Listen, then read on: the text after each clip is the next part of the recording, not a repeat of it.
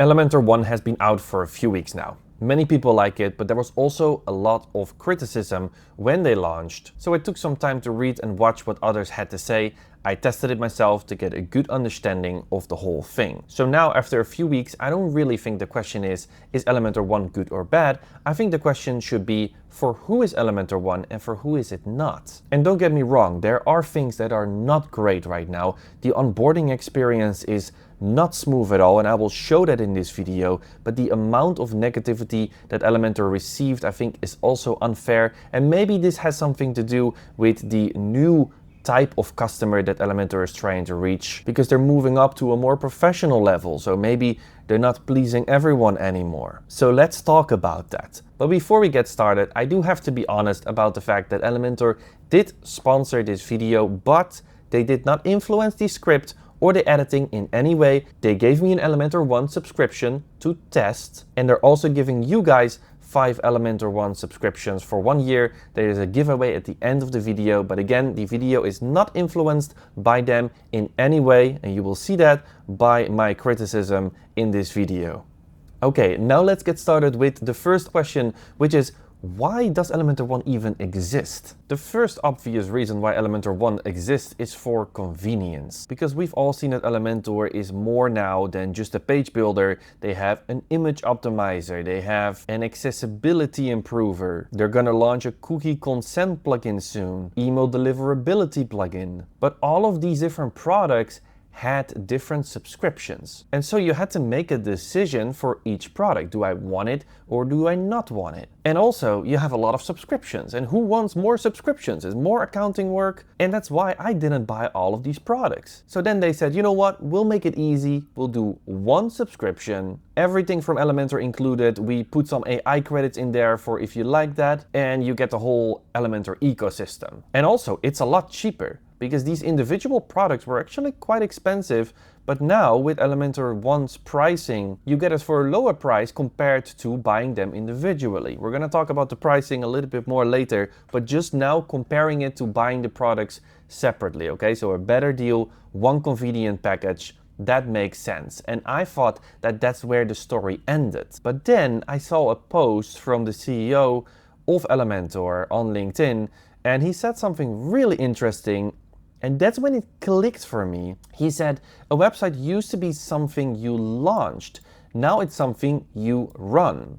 So you have to maintain it. The responsibility of the web creator kept expanding. Performance, accessibility, updates, client management, growth. Running a website became its own discipline. And he's totally right about this. The responsibility doesn't stop when the website is live. I used to think this way a few years ago. I didn't want to touch the website anymore after it was done, but this isn't smart because it can cause problems on the website, but also for your client relationship. The website is not just a website, it's part of their online marketing. And so making websites for clients is partly the design and development, but then after that also ongoing support. That's why I have been a promoter of the idea of selling monthly packages to clients. You keep providing value. For example, many people don't know that WordPress email deliverability by default is not great, so you need some kind of SMTP solution. And if you never install an optimizer plugin on your website and your client just keeps uploading big images,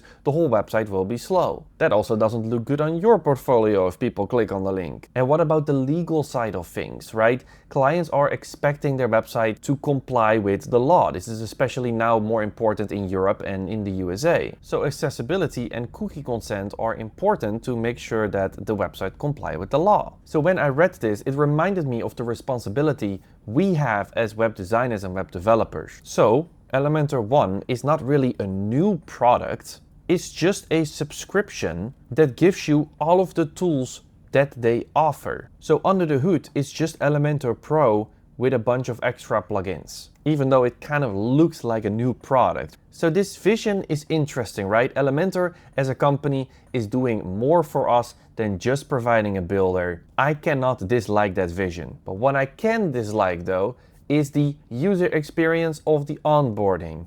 Yeah, let's talk about the onboarding.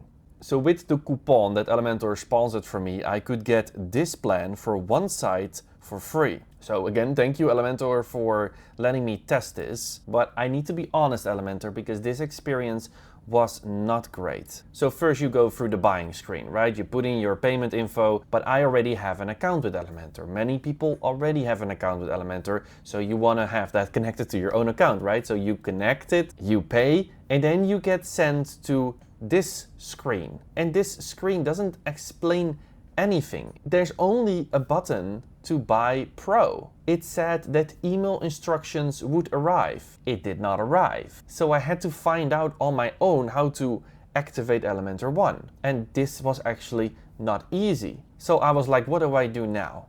I was like, maybe I can do something in my Elementor account, right? So I went to my account, I saw that at the top I could download One, but that was already confusing because I know One is not a product, and that also got confirmed because in my download folder it just gave me the Elementor Pro plugin. No instructions, nothing. So then I was like, okay, maybe I just need to go to the website where I want to connect One, and then I go to my license settings. So I tried to find the license settings, couldn't find it over here. Then when I went to settings, I saw it all the way at the bottom. Okay, try to reconnect my account. So maybe there will be a pop-up and say like, hey, which subscription connected to this account do you want to connect? That didn't happen. I tried 2 or 3 times to log in. Then I was like, okay, what now? I will just go to my Elementor One dashboard. I will find the website that I want to connect. Maybe there's a button there to connect to my Elementor One account. Then all of a sudden it locked me out when I was in that screen. So I had to log in again, but there was no button there. So then I was like, what do I do now?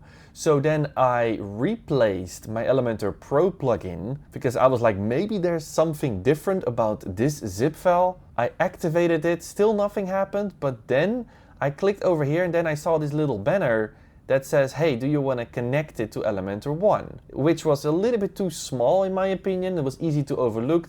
I clicked, then I could connect it, and then it was installing a few things, but it said that I should not click away even though this banner was quite small. So if I wouldn't have catched that, I would have probably clicked away and maybe that would have caused a crash, I don't know. But if it's important that I stay on the page, I think it should be more clear. So yeah, Elementor, I'm sorry, but this is not great. If I, as an Elementor junkie, have to spend 15 minutes, because that's how long it took, to figure out what I have to do to activate the thing that I just bought, that is not a good user experience. You guys should improve this. So what I expect on this thank you page, it should say, hey, thank you for buying Elementor One, but Elementor One is not a separate plugin that you install. Just go to the website where you want to activate One and then switch the license to your Elementor One license. So in this screen, there should be some kind of button where you can switch to your Elementor One subscription. Or from the dashboard, it would be nice if you can say like, hey, this website, that's the one I want to connect to Elementor One. And you guys should send me an email with instructions if that's what's being promised on this screen. Maybe include a video in there about the installation process. So yeah, this wasn't great, but it is relatively easy to fix. Just spend some time thinking about the different scenarios for current customers and for new customers and make sure that it's super easy to set up. And I personally think that Elementor is a little bit influenced by this Silicon Valley mindset of ship super fast, speed is more important than perfection, which has been popularized by the LinkedIn founder. And so that's why I think we sometimes get experiences that don't feel finished yet because they really want to move fast. And so it sometimes feels like Elementor is still acting like they are a startup. I don't think that they still are, and I think they have a huge responsibility because people's livelihood depend on this tool. So if I would run the company, I would sometimes say, let's slow down, let's check all the scenarios one more time before we click launch and we do a bunch of marketing. But that's just my opinion. Let's now talk about the pricing. So first things first, most of the plans didn't change. Here for the smaller plans, we just got one new plan, but that is just for one site. So there is no one plan for 3 sites right now. I don't know exactly why, but that's what it is. What did change is the biggest plan. So this one, I think, was already called agency before. It has 1,000 licenses. They now went back to unlimited licenses. I don't know why they made that change, but this plan hasn't changed at all. 25 licenses. So if you don't like all of these products, you don't want AI, you can just buy the expert plan. And yes, the old 1,000 website plan is not available anymore. But I know many of you have the old plan, right? And then for you, nothing is going to change. This was one of the main questions that people had, and also one of the main frustrations, because they felt like they were forced to upgrade. But Elementor is actually a company that has respected their old customers a lot compared to some other WordPress companies that we have seen. So I think we should give Elementor some credits there, because they always respect their old customers. They're not going to change any of the old plans. This is only for new customers or people with older plans like we have that decide to upgrade, but that's your decision. I am still paying a very low price because I was already there in 2019. And you know, it's up to Elementor whether they want to change their pricing, in the same way as you hopefully change your pricing for the websites you sell every few years. And you also don't want your clients to expect your pricing from a few years ago, right? So Elementor is free to do this, and I understand that it's sometimes a bit frustrating, but this is their business, right? We should just decide whether we like this new plan or not. We can upgrade if we have an older plan, or just buy this unlimited site plan. So originally this plan was like 400 per year. So now with the launch offer, that's 444, which is nice. But then after a year, it's gonna go up to 540. So the biggest plan went from 400 to 540. But, a big but, is that you then get AI credits and the other plugins as well, like the image optimizer, site accessibility, and newer products that they're launching soon. The credits, they reset every month, whether you have used them or not. And I hope that this is enough for most agencies. It looks like a lot, but I don't exactly know. And of course, this also really depends on how your clients use their website, right? If they upload a bunch of images, if they use a lot of AI, of course, it will go faster. I just hope that this is a fair enough amount. And so is this pricing fair for what you get? I think the answer is yes. But I want to share some perspective here, because Elementor right now is probably the most expensive page builder in WordPress right now. So if you don't care about all of these other things, you don't care about AI, then there are other options in this market where you can pay a one-time price and get a full page builder. But this is more than a page builder. And it's also for agencies. If you're really selling more than 25 websites in a year or two, you're probably making good money. And so my point is, if you're actually running an agency, this cost is still fine for two reasons. One is you got a lot more subscriptions as an agency. Think about Figma, project management services, accounting software, and maybe other AI subscriptions. And then if Elementor is one of your main tools and you do get AI credits with it, you get some options to sell more legal services to your clients, because that's what people are doing right now. One of the students in my course, he is selling legal packages to his clients right now that includes accessibility and cookie consent. This is possible if you have a plan like this. So when I see these comments of people that are complaining that the price went up from 2 to 400 and now to even more, I'm like, do you actually run an agency? Because if you would actually be selling a lot of websites, you would have a lot more cost. And if you don't sell a lot of websites, then you can just buy the old expert plan. And the reality is also that this price is actually super fair. It's less than $1 per website per month. And if you compare that with other platforms outside of WordPress, think about Webflow, think about Wix, think about Framer. Framer is crazy expensive. Then Elementor is still a steal. Yes, inside of WordPress, you can get something cheaper and you're totally free to do that. But this plan is for the big boys, for people that take their web design business seriously. They need more than 25. They care about convenience. They know that clients want more than just a website. So I know that not everybody's gonna like it when I say this, but this is the reality. Elementor is becoming a tool for more professionals. There's still other options in the market, and it's not just a page builder. So I am personally fine with this. Okay, then lastly, some of you, which have the old 1,000 website license plan, have received an email with an offer to lock in this price for a longer period of time. Check your email if you're on the old agency plan, because you might have a better deal in there. So back to the original question, who is Elementor for and who is it not for? Let's go through this quickly. Elementor One, especially the agency plan, is for you if you're building lots of sites for clients and you want to manage